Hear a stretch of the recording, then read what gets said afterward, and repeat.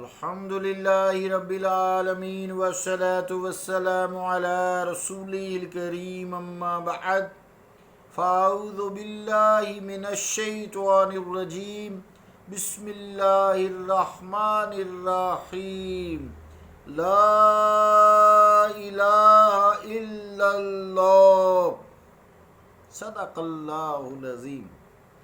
عزیزان گرامی قدر، جو کلمہ طیبہ کا میں نے پہلا حصہ پڑھا ہے، کلمہ طیبہ کا جو میں نے پہلا حصہ پڑھا ہے، لا الہ الا اللہ، اس کا ترجمہ یوں ہے، لا نہیں ہے، الہ کوئی معبود، الا اللہ مگر اللہ ہے۔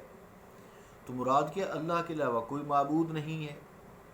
تو اس سے یہ مراد ہوگی کہ وجود غیر اللہ کی نفی ہے اس میں، کہ وجود غیر اللہ ہے ہی کوئی نہیں۔ اس حوالے سے پی نصیر الدین شاہ صاحب کے والد گرامی حضرت معین الدین چشتی گولڑوی المعروف بڑے لالا جی رحمۃ اللہ علیہ، ان کا شعر سماعت فرمائیں۔ دو عالم میں کوئی نہیں غیر اس کا، وہ خود ہی ہوا ہر جگہ جلوہ فرما، مگر باوجود اس کے کہنا یہی ہے، وہ جن و بشر ہے نہ حور و پری ہے۔ اب اس شعر کا مطلب یہ ہے کہ دونوں عالم جو ہیں اس میں اس کا کوئی غیر نہیں ہے، دوسرے معنی سارے اس کے اپنے ہیں، اس کی مخلوق ہیں، معبود کوئی نہیں ہے۔ معبود صرف وہ اکیلا ہے، یکتا ہے، قل هو اللہ احد، فرما دیجیے کہ اللہ تعالیٰ ایک ہے۔ تو جب دو عالم میں اس کا کوئی غیر ہی نہیں ہے، جو دوئی کی بو بھی ہوتی تو کہیں دو چار ہوتا، وہ تو بو تک نہیں ہے غیر کی، غیر اللہ کی بو ہی نہیں ہے۔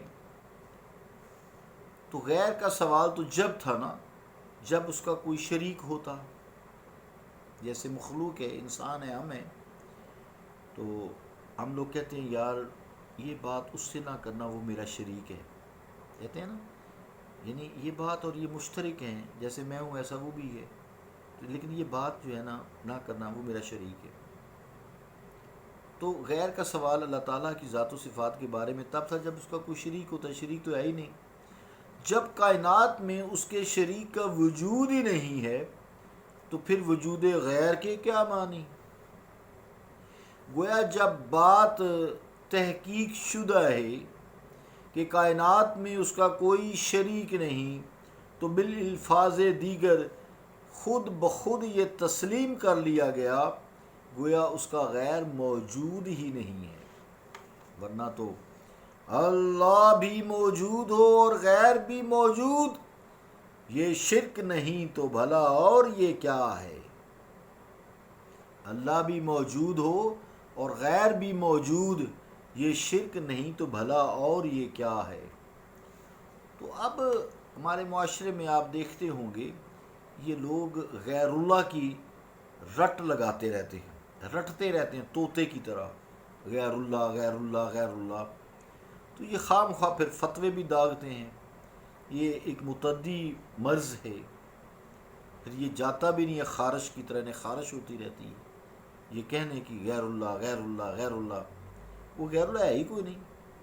اب ان سے اگر یہ بات پوچھی جائے کہ تمہارا یہ ایمان ہے کہ خداوند عالم کی ذات و صفات جیسی کوئی اور ذات اس کائنات میں موجود ہے، پوچھیں سوال ان سے کہ اللہ تعالیٰ کی ذات و صفات جیسی کوئی ذات اس کائنات میں موجود ہے؟ اب وہ اگر یہ کہیں کہ ہاں کہ ہے، تو اس کا مطلب تو یہ ہوا وہ تو خود خدا کے کسی شریک یا غیر کے وجود کے قائل ہے۔ اب اس کے خلاف انہوں نے خود اپنا محاذ قائم کیا ہوا ہے کہ جبکہ وہ خود غیر اللہ ہے اور یقیناً ہے، یہ سارا محاذ پھر کیوں قائم کیا ہے بھئی؟ اب اگر ان کا جواب یہ ہو کہ بھئی نہیں ایسی بات نہیں ہے، غیر اللہ تو کوئی نہیں ہے، تو اس کا مطلب یہ ہے کہ وہ بھی اس حقیقت کو سمجھتے ہیں کہ جب غیر اللہ اس کائنات میں ہے ہی کوئی نہیں، اس جیسی ذات و صفات والی کوئی ذات نہیں ہے، وہ جو قائم بالذات ہے اس کی صفات کی طرح صفات ذاتیہ کی کوئی مالک ذات نہیں ہے، اور اگر وہ یہ تسلیم کرتے ہیں تو پھر غیر اللہ کے کیا معنی ہوئے بھئی؟ یہ جو دن رات تم رٹتے رہتے ہو غیر اللہ غیر اللہ، بھی کہاں ہے غیر اللہ؟ جس کی پرستش یا عبادت کی ممانت رب العزت نے قرآن مجید میں پھر جگہ جگہ فرمائی ہے۔